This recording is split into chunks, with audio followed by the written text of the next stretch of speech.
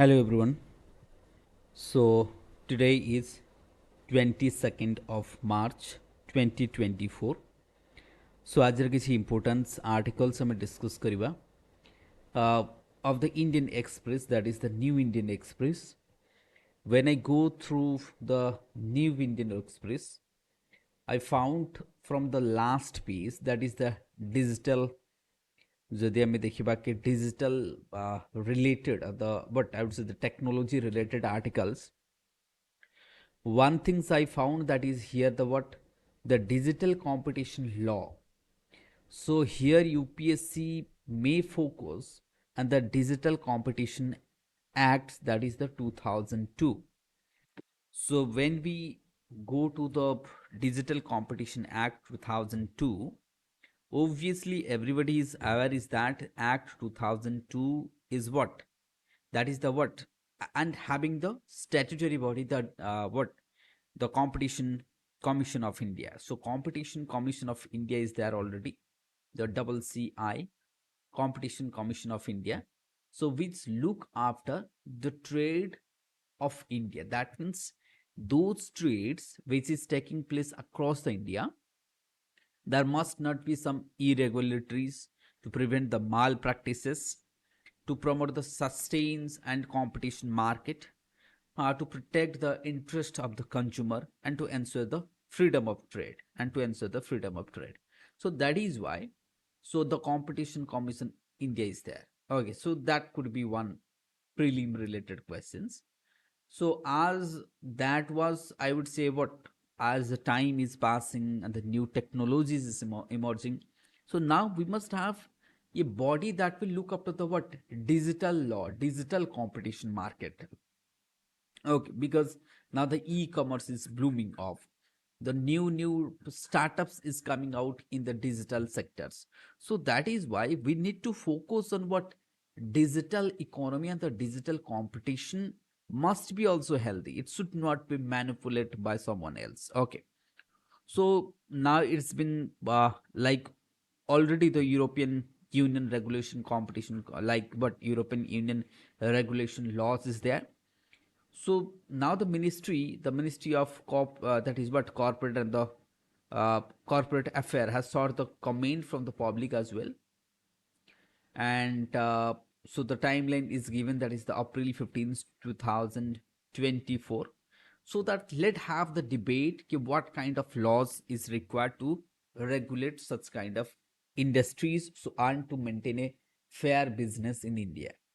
So apart from that, when I comes to the another important fact is that, so that is what, I would say, the global conference on technology, that is the what, global conference on technology.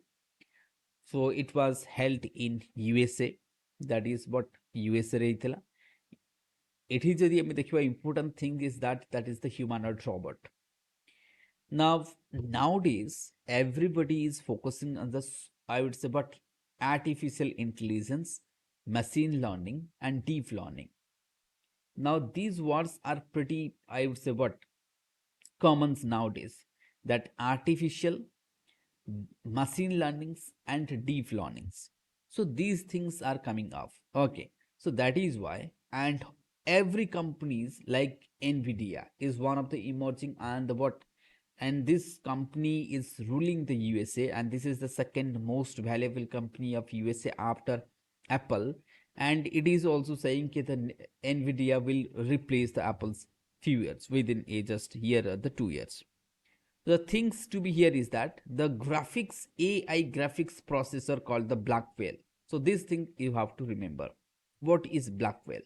So in technology, this is what simple the processor. Like we are having different sort of mobiles. Now somebody is having the iPhone, somebody is having other phones. So different people is having different phones, and the different processor is also there. So likewise, this Blackwell is a processor that will, what I would say, navigator that will the process the AI, that is what, AI graphic processor. So this kind of processor Nvidia is coming with. So Nvidia is coming with, I would say, what, that is the new technology, that is what, radio access network, this is also called AI for the RAN. So like this, what I would say, कि Nvidia is now putting effort to and doing the leverage to capture that AI market, to bring the what I would say innovation to the AI markets. So that is why all about this what topic. इसके ऊपर अगर आगे कुछ ज़्यादा development हो जाएगा ना तब इसको हम डिटेल में डिस्कस कर लेंगे. Then, as I move, the sports sector is there, but I would not go into the sports news. But one thing here I would but like to go through that is what Agnikul missile. So this one is what the Agnikul missile, and I would say the rocket missile, or better to say the rocket. This Agnikul rocket. So this one is pretty news, and I hope that this would be a potential news for the exam as well, like for the prelims and the mains. Why? When now how this topic we will convert into the our preparation. इसको हमारा preparation पे कहाँ पे लिखना पड़ेगा, कहाँ पे. एक तो देखो ऐसा क्वेश्चन आ सकता है कि discuss the role of private company in the space sector, और क्या हमारा जो स्पेस सेक्टर है, जो स्पेस इकोनॉमी इतना बड़ा है कि मतलब we are having from the India a handful of companies are there those who are ruling the space.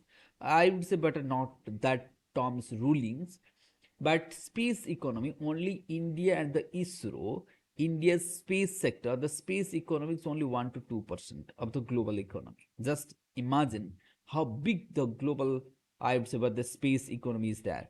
Like the SpaceX, NASA, they are dominating the space economy. So as we have liberated the space economy, which used to be the monopoly of the government, that is where the private players are coming and emerging into these particular sectors. So it was Friday that decided that this rocket would have launched, but due to some, I would say, technical issues, has been postponed. But that is not the things to be remembered. The things to be remembered is that this is Agnikul Cosmos Private Limited. The company name is what? The Agnikul Cosmos Private Limited. It is what Agniban. Agniban. With that rocket is named what? Agniban. The company owned launchpad as Shri Harikota, that is सबको पता है ये वाला है ना, इसरो का launch pad है, वो खुद का एक मतलब लॉन्च पैड है, वो रखे हैं उधर. Agnikul sorry is holding the launch out of what abundance caution.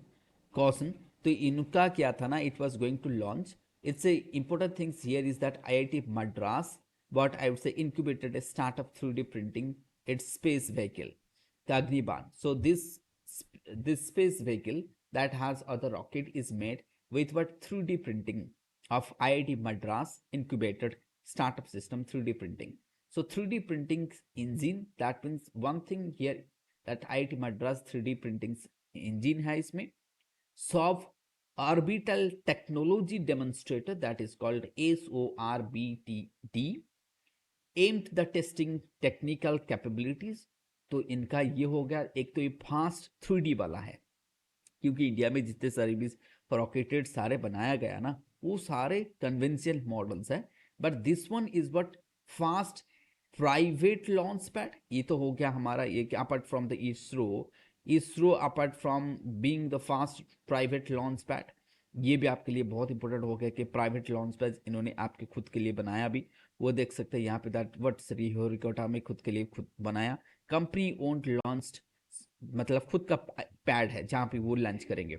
The private space companies are coming after the what liberation of this sector. Previously it was what strictly what I would say Indian space resource इन्होंने control किए थे. तो इसरो के बाद अगर हम देखेंगे ना, फास्ट प्राइवेट लॉन्च पैड हो जाएगा ये, and fast semi cryogenic engine भी होगा, and fast 3D as well, 3D printing engine. अब देखो कितने सारे इंपोर्टेंस डेटा है. फास्ट 3D प्रिंटिंग इमेज होगा, फास्ट लॉन्च पैड ये खुद का वहीं से लॉन्च करेगा, ये सेमी क्रायोजेनिक इंजन होगा, ये प्राइवेट कंपनी लॉन्च कर रहे हैं, ये आईआईटी मद्रास ने इनका जो इंक्यूबेशन 3D प्रिंटिंग उन्होंने उसको बनाया. तो अगर हम देखेंगे ना, ये जो स्टार्टअप सो फार, ये जो स्टार्टअप है ना, दैट मीन्स ये जो कंपनी जिसको हम बोलते हैं अग्निकुल कॉस्मोस, इन्होंने अब तो $41 मिलियन मतलब रेज कर सकते हैं मार्केट से. It has raise the so demand for the small satellite, मतलब एट द प्रेजेंट टाइम अगर हम देखेंगे ना, ये जो छोटे छोटे सैटेलाइट का जो डिमांड बढ़ता जा रहा है, इसलिए ये जैसे अग्निबाण जैसे जो सैटेलाइट हो गए ना, जो रॉकेट हो गए, इनका जो डिमांड है ना मार्केट में बहुत बढ़ जाएगा, इनका कीमत भी बहुत होगा इंटरनेशनल मार्केट में। तो hope that this will be launched safely and to the what lower orbit of the earth. So these things you have to remember, that is the Agniban. They might ask you कि this has been launched, ये launch हो गया, इसको इसरो ने किया, उसको NASA ने किया, ये क्या वो क्या, ऐसे आ सकते हैं। ठीक है, चलो फिर रूपी हाथ स्ट्रेंथन 6 पैसे बेसिस में, उसको ये हमारा कोई काम का नहीं है उसको, चलो फिर आगे चलते हैं। Now one thing you have to remember from the economics point, one good things is that it's a what news, UPSC ऐसे क्वेश्चन पहले पूछ चुका है। जैसे ये वाला आप क्वेश्चन देखो, यहाँ पे क्या लिखा है कि T+0, इसका मतलब क्या? आपको ऐसे जो इकोनॉमिक्स क्वेश्चन आता है ना पीटी में, वो आपको पूछेंगे T+0 क्या होता है। भाई T+0 का मतलब हो गया, जैसे कि आप ट्रेडिंग करते हो ना, जो ट्रेडिंग होता है, कभी कभी जो आपका पैसा ना, जैसे कि आज आपने ट्रेडिंग किया तो कल मिलेगा आपको पैसा, उसको बोलते हैं T+1। और T+0 का मतलब आज जो ट्रेडिंग कर रहे हो आप, आज का सेटलमेंट आज ही होगा।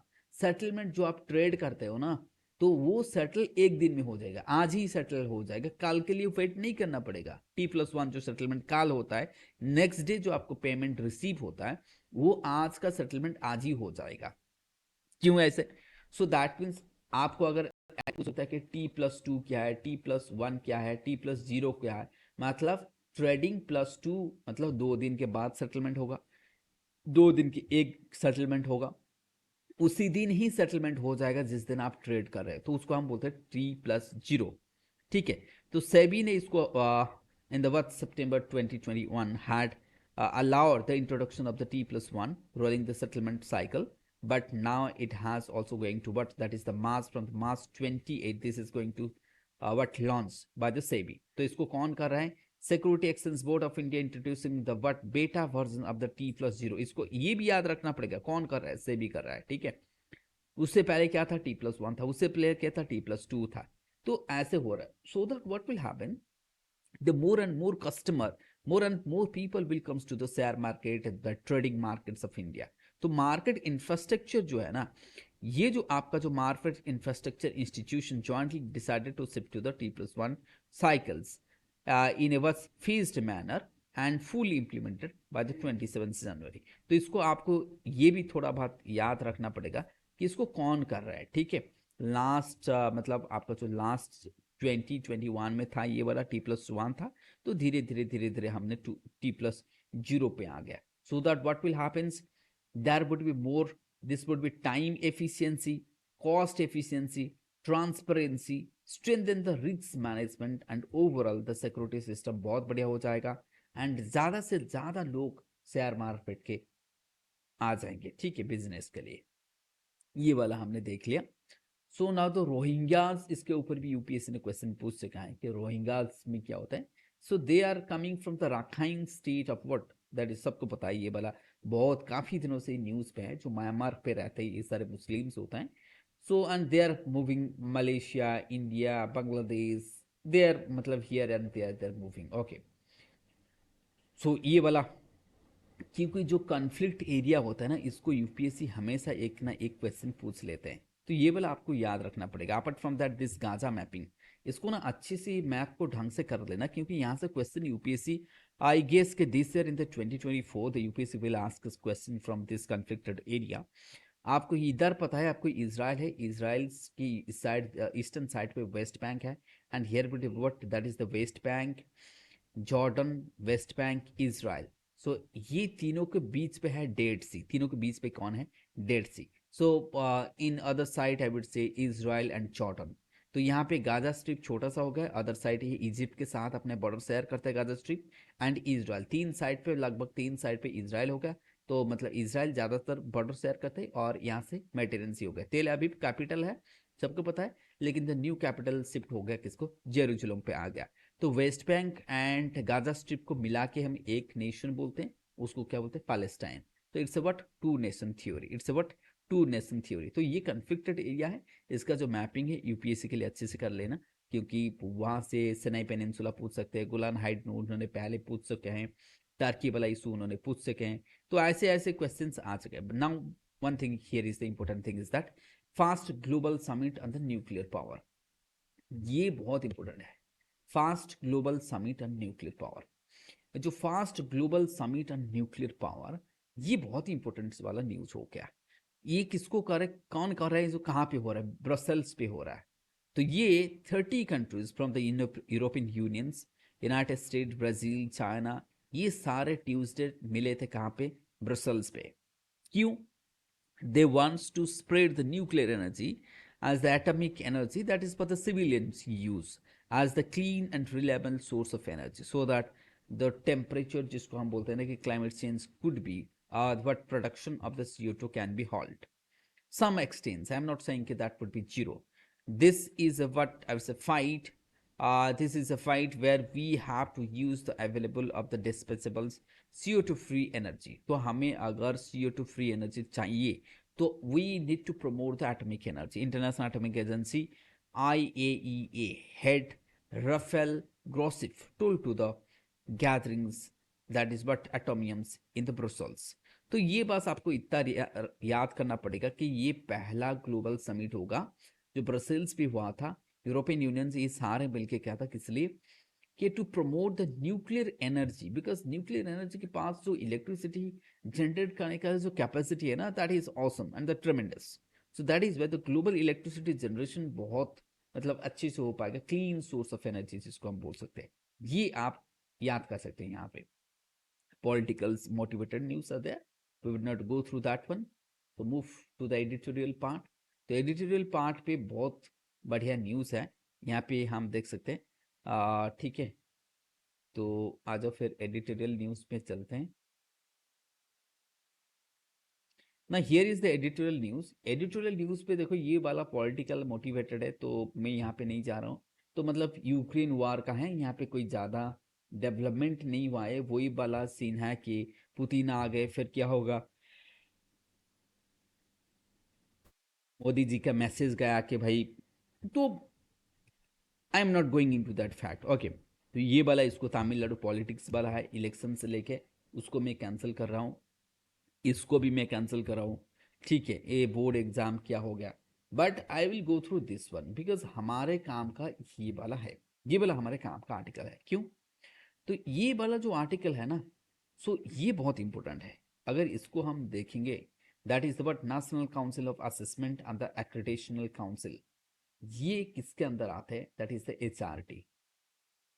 एचआरटी मिनिस्ट्री ऑफ बट, तो जिसका मिनिस्ट्री ऑफ एजुकेशन जिसको हम बोलते हैं एचआरटी, है ना, ह्यूमन रिसोर्स एंड डेवलपमेंट, तो मिनिस्ट्री ऑफ एजुकेशन के अंदर आता है। तो ये जो बॉडी है ना, जस्ट अ मिनट,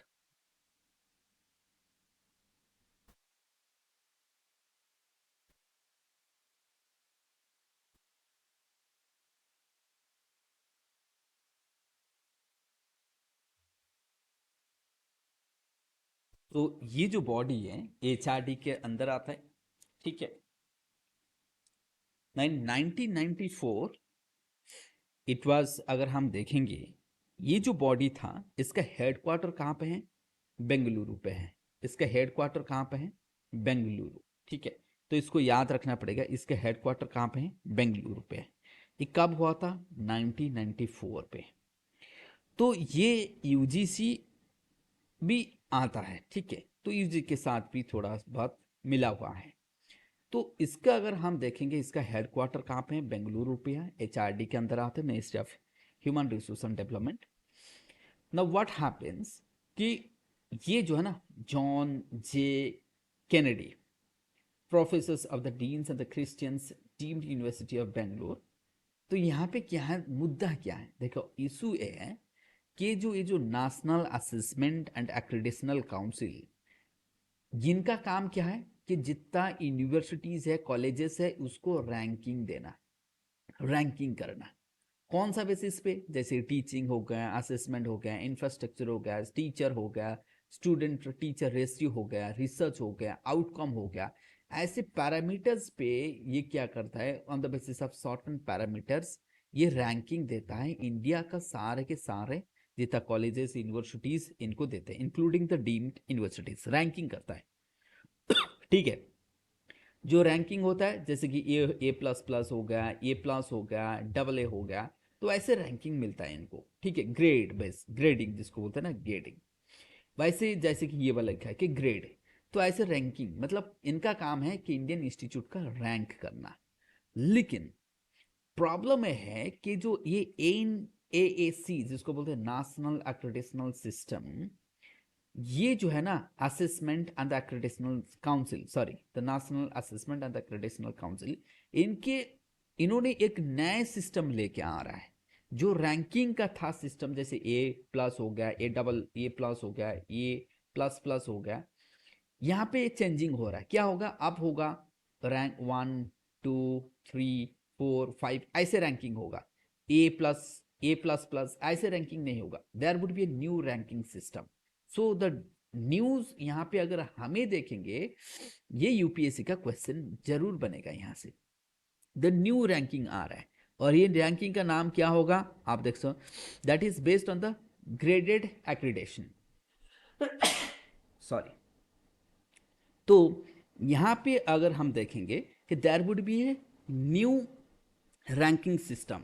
ये जो रैंकिंग सिस्टम होगा ना, इसमें दो कैटेगरी का इंस्टीट्यूट होगा, ध्यान से सुनना इसको।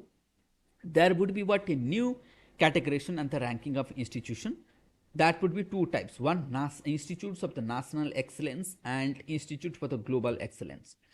अब ये क्या करेगा, जो NACC हो गया, national assessment and accreditational council, now all the institutes of India they would be categorized into two types.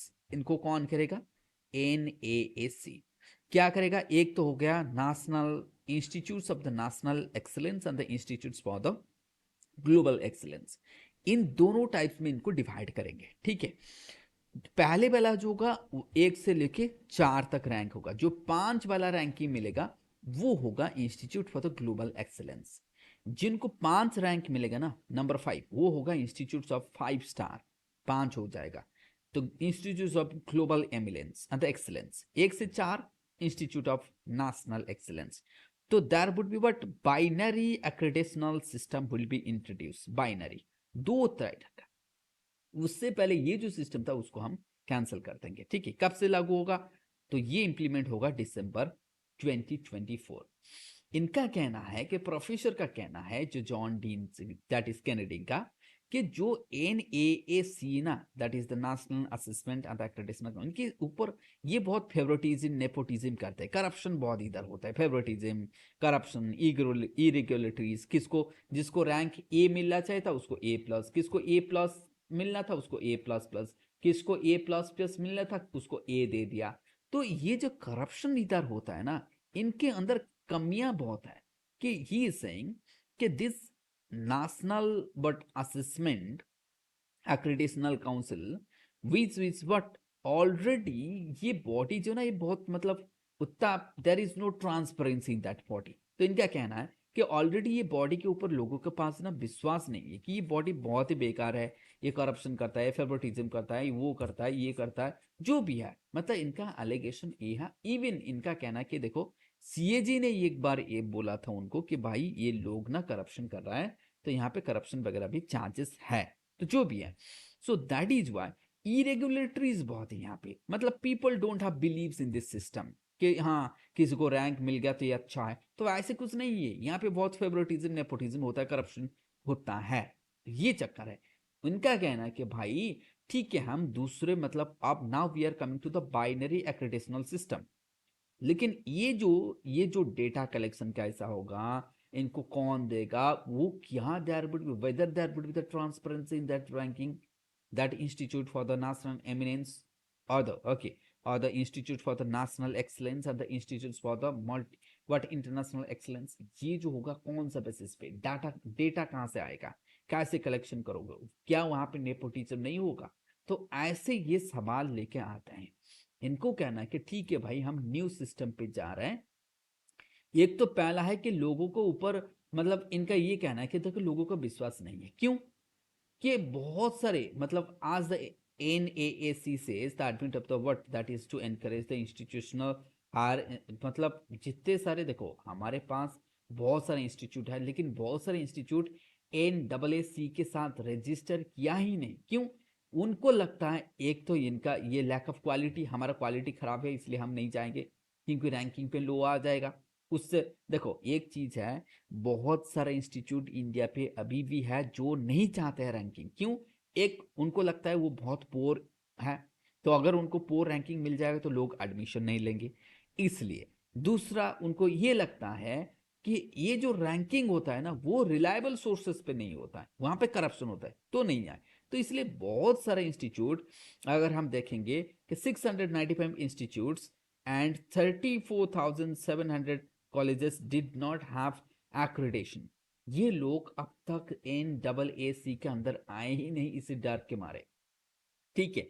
तो questions that linger however that regarding the process of NAAC intends to, that is MBGA, that is the what, that's gradation। ये जो आपका gradation वाला जो new वाला होगा system, ये कैसा होगा? ये higher whether it would be mechanism to ensure the fairness, क्या यहाँ पे फेयरनेस होगा कि नहीं? और यहाँ पे भी करप्शन होगा, यहाँ पे भी नेपोटिज्म होगा, यहाँ पे भी ये सारे हो, क्योंकि जो लोग A++ उनको चाहिए था, आप वो लोग चाहेंगे लेवल 5, उनको लेवल 5 चाहिए, ठीक है। तो इसलिए challenges is there whether there would be that what I would say honesty, that would be reasonable, that would be responsible। तो ये सारे चीजों को लेके ये अपना सवाल उठाते हैं। तो होप आपका ये फेयर आइडिया आ गया पूरा के पूरा ऊपर, ठीक है। तो सारे के सारे ये क्वेश्चंस के ऊपर बेस्ड है। सो चलो अभी हम चलते हैं दूसरे टॉपिक्स के ऊपर।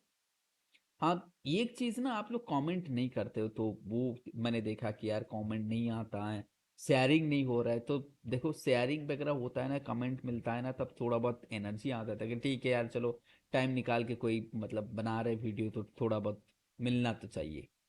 बाकी it's up to you. Okay, तो now we have finished off. Okay, तो यहाँ से भी देख ले, लेकिन एक छोटा चीज यहाँ पे दिखाऊंगा मैं।